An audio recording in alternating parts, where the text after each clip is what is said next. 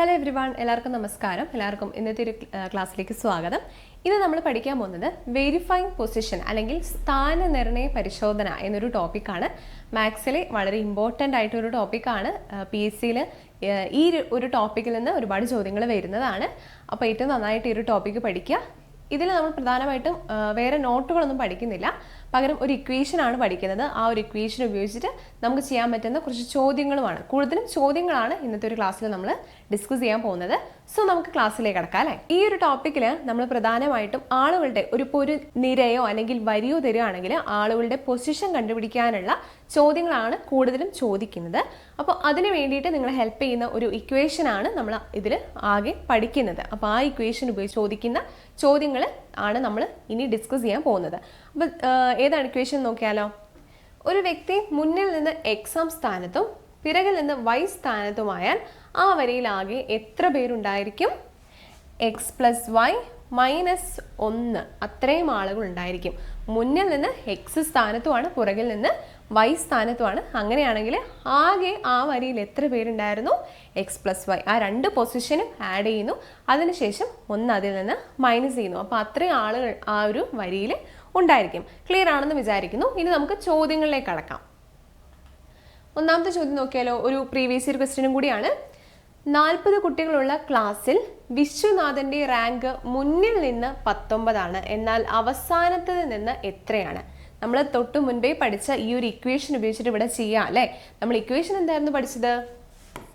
ആകെ ആളുകളുടെ എണ്ണം എക്സ് പ്ലസ് വൈ മൈനസ് 1 ആണ്. പക്ഷെ ഇവിടെ നമുക്ക് ആകെ ആളുകളുടെ എണ്ണം, കുട്ടികളുടെ എണ്ണമാണ് അല്ലേ. കുട്ടികളുടെ എണ്ണവും തന്നിട്ടുണ്ട്, അതേപോലെ മുന്നിൽ നിന്ന് എത്രാമത്തെ സ്ഥാനത്താണെന്നും പറഞ്ഞിട്ടുണ്ട്. അങ്ങനെയാണെങ്കിൽ അവസാനത്ത് നിന്ന് എത്രാമത്തെ സ്ഥാനത്താണ് ഈ ഒരു കുട്ടി വിശ്വനാഥൻ ഉള്ളത് എന്നാണ് നമ്മളോട് ചോദിച്ചിട്ടുള്ളത്. അതായത് ഏതാണ്? വൈ ആണ് അല്ലേ ഇവിടെ കണ്ടുപിടിക്കേണ്ടത്. അപ്പോൾ ഓപ്ഷൻസ് തന്നിട്ടുണ്ട്. ഓപ്ഷൻ എ എന്ന് പറയുന്നത് 22, ബി 21, സി 20, ഡി 23. അപ്പോൾ ഈ ഓപ്ഷനിൽ ഏത് ഉത്തരമാണെന്ന് നമുക്ക് കണ്ടുപിടിക്കാം. ഇവിടെ ഏതൊക്കെയാണ് തന്നിട്ടുള്ളത്? എൻ എന്ന് പറയുന്നത് ആകെ കുട്ടികൾ 40 പേരാണ്. അടുത്തത് ഈ 19 എന്ന് പറയുന്നത് എന്താണ്? നമ്മൾ തൊട്ട് മുൻപേ പഠിച്ച ആ ഒരു ഇക്വേഷനിൽ എന്തായിരുന്നു പറഞ്ഞത്? എക്സ് പ്ലസ് വൈ മൈനസ് 1 ആയിരുന്നു. അതിൽ എക്സ് എന്ന് പറയുന്നത് മുന്നിൽ നിന്ന് എത്രാമത്തെ സ്ഥാനത്താണ്, അതാണ് എക്സ് എന്ന് പറയുന്നത്. പിറകിൽ നിന്ന് എത്രാമത്തെ സ്ഥാനത്താണ്? വൈ ആണ്. അപ്പം നമ്മളിവിടെ കണ്ടുപിടിക്കേണ്ടത് എന്താണ്? വൈ ആണ് കണ്ടുപിടിക്കേണ്ടത്. അപ്പം അതൊന്ന് ഐഡൻറ്റിഫൈ ചെയ്യേണ്ട ഒരു കാര്യം മാത്രമേ ഇവിടെ വരുന്നുള്ളൂ. വൈ ആണ് നമ്മൾ കണ്ടുപിടിക്കേണ്ടത്. 40 ഈക്വൽ ടു 40 സമം എക്സ് 19 പ്ലസ് വൈ മൈനസ് 1. 40 19 നിന്ന് 1 പോയാൽ 18. ഇവിടെ പോസിറ്റീവ് സംഖ്യയാണ് 18. സമത്തിൻ്റെ ഓപ്പോസിറ്റിലേക്ക് വരുമ്പോൾ മൈനസ് 18 വൈ എന്ന് പറയുന്നത്. എത്രയാണ് 40 മൈനസ് 18 എന്ന് പറയുന്നത്? 40 നിന്ന് 10 കുറച്ചാൽ 30. 30 നിന്ന് 8 കുറയ്ക്കുമ്പോൾ 22. ഓക്കെ ആണല്ലോ. അപ്പോൾ ഓപ്ഷൻ എ 22 ആണ് ഉത്തരം. അതായത് ഈ ഒരു കുട്ടി വിശ്വനാഥൻ എന്ന് പറയുന്ന ഈ ഒരു കുട്ടി റാങ്കിൽ മുന്നിൽ നിന്ന് 19 സ്ഥാനമാണ്, പുറകിൽ നിന്ന് 22 സ്ഥാനമാണ്. ക്ലാസ്സിൽ ആകെ കുട്ടികളുടെ എണ്ണം എന്ന് പറയുന്നത് 40 ആയിരിക്കും. അടുത്ത ചോദ്യം. ഒരു വരിയിൽ അഞ്ജലി ഇടത്തു നിന്ന് 5ാം സ്ഥാനത്തും അനു വലത്തു നിന്ന് 8ാം സ്ഥാനത്തുമാണ്. അവരുടെ സ്ഥാനങ്ങൾ പരസ്പരം മാറിയപ്പോൾ അനു വലത്ത് നിന്ന് 12ാം സ്ഥാനത്തായാൽ ആ വരിയിൽ ആകെ എത്ര പേരുണ്ട്? കുറച്ച് കൺഫ്യൂസിംഗ് ആയിട്ടുള്ള ചോദ്യമാണ്, പക്ഷെ വളരെ എളുപ്പമായിട്ട് നമുക്ക് ഈ ചോദ്യം ചെയ്തു നോക്കാം. ഓപ്ഷൻസ് നോക്കിയാൽ option A 19, option B 16, option C 22, option D 21. അപ്പോൾ വലിയ ചോദ്യമാണെങ്കിലും നമ്മൾ തൊട്ട് മുമ്പേ പഠിച്ച ഇക്വേഷൻ തന്നെ ഉപയോഗിച്ചിട്ടാണ് ഈ ചോദ്യം നമ്മൾ ചെയ്യുന്നത് കേട്ടോ. ഓക്കെ, ഇതൊന്നുകൂടി വായിച്ചു നോക്കിയാലോ. ഒരു വരിയിൽ അഞ്ജലി ഇടത്തു നിന്ന് 5ാം സ്ഥാനത്താണ്. അതായത് ഈ ഇവിടെ നിന്ന് ഇടത്തു നിന്ന് 5ാമത്തെ പൊസിഷനാണ്, 5th ആണ്. അനുവിൻ്റെ കാര്യമാണ് അഞ്ജലിൻ്റെ കാര്യമാണ് ആദ്യം പറയുന്നത്. ഇനി അടുത്തത് അനു എന്ന് പറയുന്ന ആള് വലത്തു നിന്ന് 8ാം സ്ഥാനത്ത്, അതായത് ഈ ഒരു ഭാഗത്ത് നിന്ന് 8ാം സ്ഥാനത്ത്, 8th. അതായത് മുന്നിൽ നിന്നും പുറകിൽ നിന്നും എന്ന് വേണമെങ്കിൽ നമുക്ക് നമ്മുടെ ഇക്വേഷൻ പഠിച്ച രീതിക്ക് മാറ്റാം കേട്ടോ. ഓക്കെ, അവരുടെ സ്ഥാനങ്ങൾ പരസ്പരം മാറി. അതായത് അഞ്ജലി ഈ പൊസിഷനിലേക്ക് വന്നു, അതേപോലെ അനു ഈ പൊസിഷനിലേക്ക് വന്നു. ഇവിടെ സ്ഥാനങ്ങൾ മാറിയപ്പോൾ അനു വലത്ത് നിന്ന്, അപ്പോൾ അനു എവിടെ എത്തി? ഈ ഒരു ഭാഗത്തെത്തിയില്ലേ? അനു ഇവിടെ ആയിരുന്നു, 8ാമത്തെ പൊസിഷനിലായിരുന്നു. ഇവിടെ അഞ്ജലിന്റെ ഭാഗത്തിലേക്ക് വന്നപ്പോൾ അനു എന്ന് പറയുന്ന കുട്ടി എവിടെ വന്നു? ഇവിടെ ഈ ഒരു പൊസിഷനിലേക്ക് വന്നു. 5ാമത്തെ സ്ഥാനത്ത് ഇടത്ത് നിന്ന് 5ാമത്തെ സ്ഥാനത്ത് എത്തി. പിന്നെ ഇവിടെ പറഞ്ഞിട്ടുള്ളത് അനു എന്ന് പറയുന്ന ആള്, ഇവിടെ എത്തിയ ആള് വലത്ത് നിന്ന് 12ാമത്തെ സ്ഥാനത്താണ്. ഈ വലത്ത് നിന്ന് എത്രാമത്തെ സ്ഥാനത്താണ്? 12th ആണ്. അങ്ങനെയാണെങ്കിൽ ആ വരിയിൽ ആകെ എത്ര പേര് ഉണ്ട് എന്നാണ് ചോദിച്ചിട്ടുള്ളത് അല്ലേ? എളുപ്പമുള്ള ചോദ്യമാണല്ലോ. ഇവിടെ നമുക്ക് ഇടത്ത് നിന്ന് 5ാം സ്ഥാനമാണെന്ന് തന്നിട്ടുണ്ട്. ലാസ്റ്റത്തെ പോയിന്റ് ആയിട്ട് വലത്ത് നിന്ന് 12ാം സ്ഥാനമാണെന്ന് തന്നിട്ടുണ്ട്. അപ്പൊ എങ്ങനെ കണ്ടുപിടിക്കും? മുന്നിൽ നിന്ന് എക്സും പുറകിൽ നിന്ന് വൈയും ആണെങ്കിൽ എത്ര ആളുകൾ ഉണ്ടാവും ടോട്ടൽ? n=x+y-1. ഇത് കുറച്ച് വേറൊരു രീതിയിൽ ചോദ്യം വന്നിട്ടുണ്ട് എന്നേ ഉള്ളൂ. നമുക്ക് സെയിം രീതിയിൽ നമ്മൾ ഫോളോ ചെയ്യുന്ന അതേ മെത്തേഡിൽ ചെയ്തു പോവാം. ഇക്വേഷൻ എന്തായിരുന്നു? n=x+y-1. ഇവിടെ എക്സ് എന്താണ് വരിക? 5, y എന്ന് പറയുന്നത് 12. ഓക്കെ ആണല്ലോ? 5 + 12 - 1, 4 + 12 16. അപ്പോൾ ആ വരിയിൽ ആകെ എത്ര പേരുണ്ട്? 16 ആളുകൾ ഉണ്ട്. ഓപ്ഷൻ ബി 16 ആയിരിക്കും ഉത്തരമായിട്ട് വരുന്നത്. അടുത്ത ചോദ്യം, 32 കുട്ടികളുള്ള ഒരു ക്ലാസ്സിൽ അശ്വതി മുൻപിൽ നിന്ന് 7ാമത്തെ ആളും ആതിര പുറകിൽ നിന്ന് 9ാമത്തെ ആളുമാണ് എങ്കിൽ അവർക്കിടയിൽ എത്ര കുട്ടികളുണ്ട്? ടോട്ടൽ നമ്മൾ കണ്ടുപിടിച്ചു അല്ലേ? എന്നാൽ ആ 2 ആളുകൾക്കിടയിൽ എത്ര കുട്ടികളുണ്ട് എന്ന രീതിയിൽ നമ്മൾ ചെയ്തിട്ടില്ല. എളുപ്പമാണ്. ഓപ്ഷൻസ് എന്ന് പറയുന്നത് 21, 16, 18, 13. അപ്പോൾ ഇതിലേതാണ് ഉത്തരം എന്നുള്ളത് നമുക്ക് ചെയ്തു നോക്കാം. ക്വസ്റ്റ്യൻ ഒന്നുകൂടി വായിക്കാം അല്ലേ? 32 കുട്ടികളുള്ള ഒരു ക്ലാസ്സിൽ അപ്പോൾ ടോട്ടൽ എത്ര കുട്ടികളുണ്ട്? 32 കുട്ടികളുണ്ട്. അശ്വതി എന്ന് പറയുന്ന കുട്ടി, അശ്വതി മുൻപിലാണ് അല്ലേ? മുൻപിൽ നിന്ന് 7ാമത്തെ ആളാണ്, 7th ആണ്. ആതിര എന്ന് പറയുന്ന കുട്ടി പുറകിൽ നിന്ന് 9ാമത്തെ ആളാണ്. ഓക്കെ, ആതിര പുറകിൽ നിന്ന് 9ാമത്തെ ആളുമാണ്. അങ്ങനെയാണെങ്കിൽ അവർക്കിടയിൽ എത്ര കുട്ടികളുണ്ട്? ഈ ഒരു ഗ്യാപ്പാണ് നമുക്ക് അറിയാനുള്ളത്. അപ്പോൾ അവർക്കിടയിൽ കുട്ടികളുണ്ട് എന്ന് മനസ്സിലായി അല്ലേ? അപ്പോൾ ആ ഒരു ഗ്യാപ്പിൽ എത്ര കുട്ടികളുണ്ട് എന്നാണ് കണ്ടുപിടിക്കേണ്ടത്. എങ്ങനെയാണ് നമ്മൾ ചെയ്യുക? ഇത്രയും ആളുകളുടെ എണ്ണം അങ്ങ് കുറച്ച് കളഞ്ഞാൽ പോരെ? അപ്പോൾ അവരുടെ ഇടയിൽ എത്ര കുട്ടികളുണ്ടെന്ന് കിട്ടില്ലേ? ആകെ 32 കുട്ടികളുമാണ്. ചെയ്ത് നോക്കിയാലോ? ആകെ 32 കുട്ടികളിൽ നിന്ന് 7ാമത്തെ പൊസിഷനിൽ അപ്പോൾ 7 കുട്ടികളെ അങ്ങ് മൈനസ് ചെയ്യാം. പിന്നെ ഏതാണ് മൈനസ് ചെയ്യുക? ഇവിടെയുള്ള 9 കുട്ടികളെ മൈനസ് ചെയ്യാം. 9ാമത്തെ സ്ഥാനത്ത് എന്ന് പറയുമ്പോൾ 9 കുട്ടികളാണല്ലോ അവിടെ ഉണ്ടാവുക. അപ്പോൾ 32 - 7 - 9 എന്ന് വരും. 32 -7 - 9 എന്ന് പറഞ്ഞാൽ -16. 32 - 16 എന്ന് പറഞ്ഞാൽ 16 എന്ന് തന്നെ നമുക്ക് ഉത്തരം കിട്ടും. അതായത് 32 കുട്ടികളാണ് ആകെയുള്ളത്. ഇവരുടെ 7ാമത്തെ പൊസിഷൻ വരെയുള്ള കുട്ടികളെയും 9ാമത്തെ പൊസിഷൻ വരെയുള്ള കുട്ടികളെയും നമ്മൾ എന്ത് ചെയ്തു? മൈനസ് ചെയ്തു. ബാക്കിയുള്ള കുട്ടികളാണ് 16 കുട്ടികൾ. ആ 16 കുട്ടികളാണ് ഇവരുടെ ഇടയിൽ വരുന്ന കുട്ടികളുടെ എണ്ണം എന്ന് പറയുന്നത്. അപ്പോൾ ഉത്തരം എത്രയാണ്? ഓപ്ഷൻ ബി 16 ആണ് ഉത്തരമായിട്ട് വരിക. ഇവിടെ നമുക്ക് കുറച്ച് നമ്പേഴ്സ് തന്നിട്ടുണ്ട് അല്ലേ? ഇതിൽ ഇടത്ത് വശത്ത് നിന്ന് 7ഉം വലത്ത് വശത്ത് നിന്ന് 8ഉമുള്ള എത്ര 8കളുണ്ട്? ഇപ്പൊ ഇവിടെ 8 എന്ന സംഖ്യ വരികയാണ്. ഈ ഭാഗത്ത് എന്ത് വരണം? 7. അതാണ് ഇടതുവശത്ത് 7ഉം വലതുവശത്ത് 8ഉം. അതായത് ഈ ഒരു പൊസിഷനിൽ 8 വരണം. അതായത് 7, 8, 8 ഈ ഒരു രീതിയിൽ എന്ത് വരണം? നമ്പേഴ്സ് വരണം. അങ്ങനെയുള്ള എത്ര 8കളുണ്ട് അതാണ് ഇവിടെ ചോദിച്ചിട്ടുള്ളത്. 8ന്റെ ഇടതുവശത്ത് 7ഉം വരണം, വലതുവശത്ത് 8ഉം വരണം. അങ്ങനെയുള്ള എത്ര 8കളുണ്ട് എന്നാണ് ചോദിച്ചിട്ടുള്ളത്. ഓപ്ഷൻസ് ഏതൊക്കെയാണ്? 5, 4, 2, 3. ഇതൊരു പ്രീവിയസ് ഇയർ ക്വസ്റ്റ്യനും കൂടിയാണ് അല്ലേ? ഇവിടെ എന്തൊക്കെയുണ്ട്? ആ നമ്പർ ഒന്ന് ഞാൻ വീണ്ടും എഴുതിയിട്ടുണ്ട്. ഇവിടെ 8, 7 എന്ന് പറഞ്ഞിട്ടുണ്ട്. 8, 7 ഓക്കെ, ഇവിടെ തന്നെ നോക്കാം.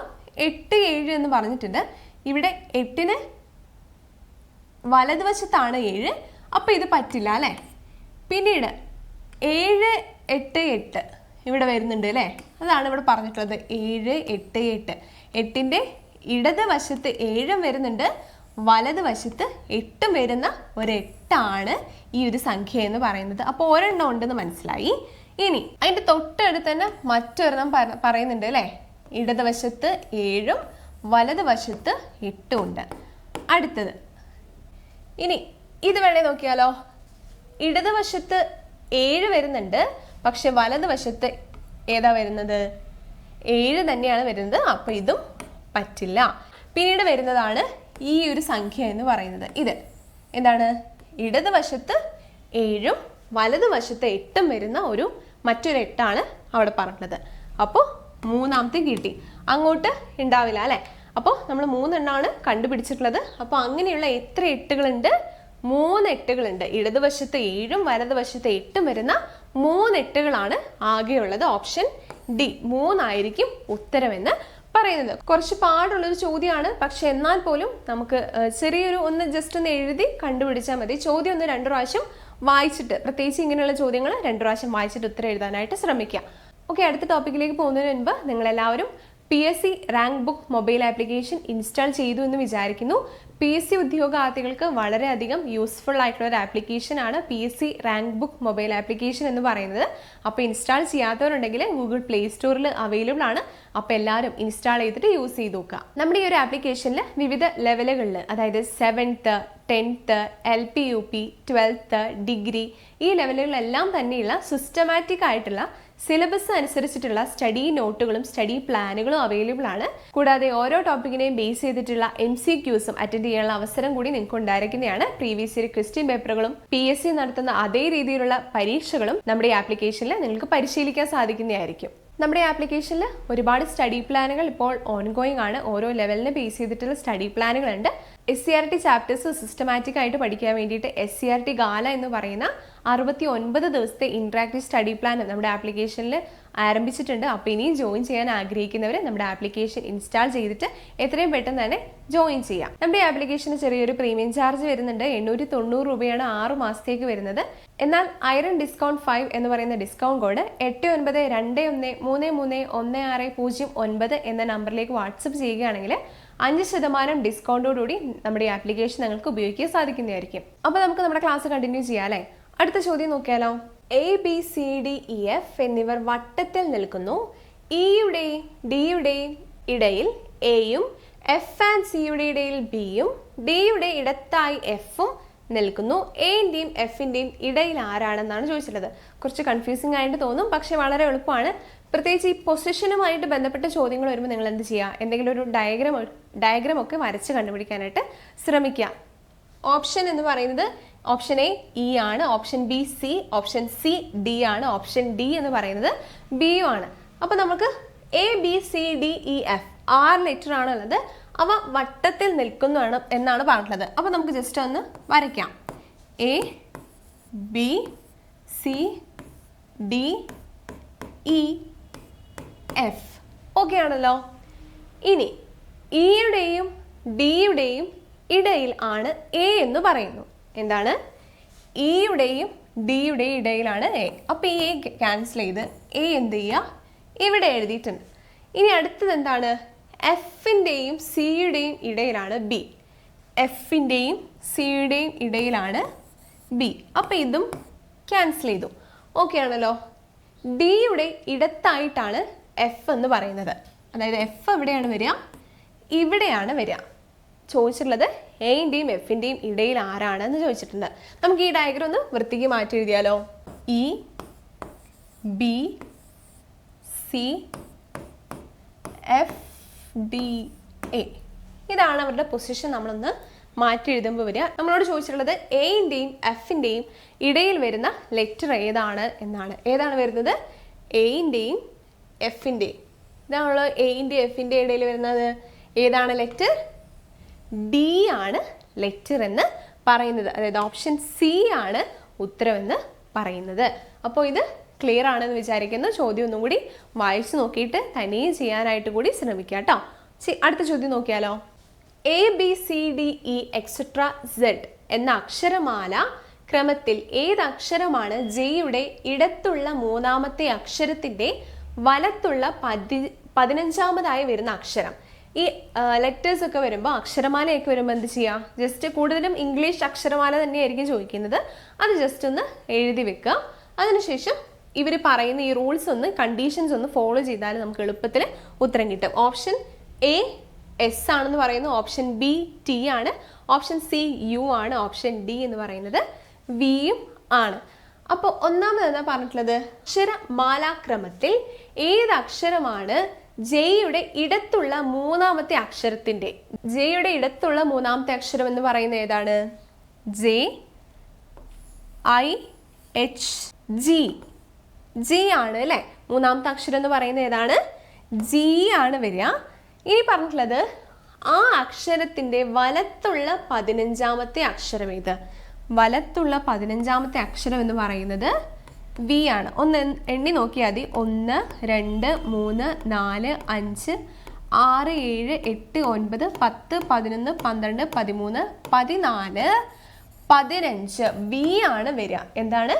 ഈ അക്ഷരമാല ക്രമത്തിൽ ജെയുടെ ഇടത്തുള്ള മൂന്നാമത്തെ അക്ഷരം, ജെയുടെ ഇടത്തുള്ള മൂന്നാമത്തെ അക്ഷരം ജി ആണ്. ആ അക്ഷരത്തിന്റെ വലത്തുള്ള, അപ്പൊ ഈ പൊസിഷനിലേക്കാണ് പോവുക, വലത്തുള്ള 15ാമതായിട്ട് വരുന്ന അക്ഷരം ഏതാണ്? നമ്മൾ എണ്ണി നോക്കിയായിരുന്നു. 15ാമത്തെ പൊസിഷനിൽ വരുന്ന ഏതാണ്? വി ആണ് വരിക അല്ലെ. അപ്പൊ ഉത്തരം ഏതാണ് വരിക? ആ ലെറ്റർ എന്ന് പറയുന്നത് ഓപ്ഷൻ ഡി വി ആയിരിക്കും ഉത്തരമെന്ന് പറയുന്നത്. അപ്പൊ ഈ ഒരു ചോദ്യം ക്ലിയർ ആണ് എന്ന് വിചാരിക്കുന്നു. അടുത്ത ചോദ്യം നോക്കിയാലോ. 5 പേർ നടക്കുകയാണ്. അതിൽ ആരതിക്ക് മുന്നിലായി ദീപയും ബീനയ്ക്ക് പിന്നിലായി ജ്യോതിയും ബീനയ്ക്കും ആരതിക്കും നടുവിലായി സീനയും നടക്കുന്നു എങ്കിൽ ഏറ്റവും മധ്യത്തിലായി നടക്കുന്നത് ആര്? ഒരു പ്രീവിയസ് ഇയർ ക്വസ്റ്റ്യനും കൂടിയാണ്. ഭയങ്കര കൺഫ്യൂഷൻ ആയിട്ട് തോന്നുമെങ്കിലും ഇങ്ങനത്തെ ചോദ്യങ്ങൾ, പൊസിഷന്റെ ചോദ്യങ്ങൾ വരുമ്പോൾ മാക്സിമം നിങ്ങൾ ഡയഗ്രം ഒക്കെ വരച്ച് ചെയ്യാനായിട്ട് ശ്രമിക്കാം. ഓക്കെ, അപ്പോൾ ഇവിടെ ഓപ്ഷൻ പറഞ്ഞിട്ടുണ്ട് ആരതി, ബീന, ജ്യോതി, സീന, ഇങ്ങനെയാണ് ഓപ്ഷൻ പറഞ്ഞിട്ടുള്ളത്. ഇവിടെ ഒന്നാമത്തെ പോയിന്റ് എന്താണ്? ആദ്യം പറയുന്നത് 5 പേര് നടക്കുകയാണ്, അതിൽ ആരതിക്ക് മുന്നിലാണ് ദീപ എന്ന് പറയുന്നുണ്ട്. ആരതിക്ക് മുന്നിലാണ് ദീപ. അപ്പൊ ഞാൻ എന്ത് ചെയ്തു? ആരതി പുറകിലായിരിക്കും, അതാണല്ലോ അതിന്റെ അർത്ഥം. അപ്പൊ ആരതി മുന്നിലുള്ള ആളുടെ പേര് ഞാൻ അപ്പുറത്തും എഴുതി. ഓക്കെ, ഇനി അടുത്തത് പറയുന്നത് ബീനയ്ക്ക് പിന്നിലായി ജ്യോതി, അതാണ് അടുത്തത്. ജ്യോതി എന്ന് പറയുന്നത് എന്താണ്? ബീനയ്ക്ക് പിന്നിലാണ്. ഓക്കെ ആണല്ലോ. അപ്പൊ ഇങ്ങനെ എഴുതും, പുറകിലുള്ള ആളെ ഞാൻ ഇങ്ങനെ സൈൻ വെച്ചിട്ട് കൊടുത്തു. അടുത്ത പോയിന്റ് എന്താണ്? ബീനയ്ക്കും ആരതിക്കും നടുവിലായി സീന, അതാണ് മൂന്നാമതായിട്ട് പറയുന്നത്. ബീനയ്ക്കും ആരതിക്കും, ബീനയ്ക്കും ആരതിക്കും നടുവിലായിട്ട് സീന. എങ്കിൽ ഏറ്റവും മധ്യത്തിലായിട്ട് നടക്കുന്ന ആരാണ്? 5 പേരുണ്ട്, അപ്പൊ നടുവിൽ ഒരാളുണ്ടാവൂലെ എന്തായാലും. അപ്പൊ ഈ 3 കാര്യങ്ങളെയും, ഈ 3 പോയിന്റിനെ ഞാൻ ഒന്ന് ഒരുമിച്ച് എഴുതാൻ പോവാണ്. അപ്പൊ എങ്ങനെ വരും? ഇവിടെ ബീന കോമൺ ആയിട്ട് വരുന്നുണ്ട്. അപ്പൊ ഞാൻ ബീനനെ ആദ്യം എഴുതുകയാണ്. ബീന, ബീന കഴിഞ്ഞിട്ട് ആരാണ്? സീനയാണ്. സീന കഴിഞ്ഞിട്ട് ആരാണ്? ആരതി. ആരതി കഴിഞ്ഞിട്ട് ദീപ. ഇതിൽ ആരുടെയെങ്കിലും പേര് വിട്ടുപോയിട്ടുണ്ടോ? ജ്യോതി അല്ലേ? ജ്യോതി, ജ്യോതി, അതായത് ജ്യോതി, ബീന, സീന, ആരതി, ദീപ, ഈ ഒരു പൊസിഷനിലാണ് അവർ നടന്നു പോകുന്നത്. അപ്പോൾ ഇതിൽ ആരാണ് സെന്ററിൽ എങ്കിൽ ഏറ്റവും മധ്യത്തിലായിട്ട് ആരാണ് നടക്കുന്നത്? സീനയായിരിക്കും. അതായത് ഓപ്ഷൻ ഡി സീനയാണ് ഉത്തരം എന്ന് പറയുന്നത്. വളരെ എളുപ്പമുള്ള ചോദ്യമാണ്. ഇതേപോലെ പോയിന്റ് ഒക്കെ ആയിട്ട് തിരിച്ച് എഴുതി ഒന്ന് കണ്ടുപിടിച്ചാൽ മതിയാകും. അപ്പോൾ ഈ ഒരു ചോദ്യം ക്ലിയർ ആണെന്ന് വിചാരിക്കുന്നു. സ്ഥാനനിർണയ പരിശോധന എന്ന് പറയുന്ന ഈ ഒരു ടോപ്പിക്കിൽ ചോദ്യങ്ങളാണ് നമ്മൾ ഇന്നത്തെ ഒരു ക്ലാസ്സിൽ ഡിസ്കസ് ചെയ്തത്. അപ്പോൾ ചോദ്യങ്ങളും ഉത്തരങ്ങളും ഒക്കെ ക്ലിയർ ആണെന്ന് വിചാരിക്കുന്നു. കൂടുതൽ ചോദ്യങ്ങൾ നിങ്ങൾ തന്നെ സ്വയമേ കണ്ടുപിടിച്ച് ചെയ്തു നോക്കുക. ഈ ഒരു ടോപ്പിക്കുമായി ബന്ധപ്പെട്ട പ്രീവിയസ് ഇയർ ക്വസ്റ്റ്യൻസും അതിൻ്റെ സൊല്യൂഷനൊക്കെ നമ്മുടെ ആപ്ലിക്കേഷനിൽ തന്നെ കൊടുത്തിട്ടുണ്ട്. അപ്പോൾ ആപ്ലിക്കേഷൻ്റെ കാര്യം ആരും മറക്കണ്ട, എല്ലാവരും ഇൻസ്റ്റാൾ ചെയ്തിട്ട് ഉപയോഗിച്ച് നോക്കുക. കൂടാതെ നമ്മുടെ സ്റ്റഡി പ്ലാനുകളെല്ലാം ഫോളോ ചെയ്യാനായിട്ട് ശ്രമിക്കുക. അപ്പോൾ എല്ലാവർക്കും നല്ലൊരു ദിവസം ആശംസിക്കുകയാണ്. Thank you.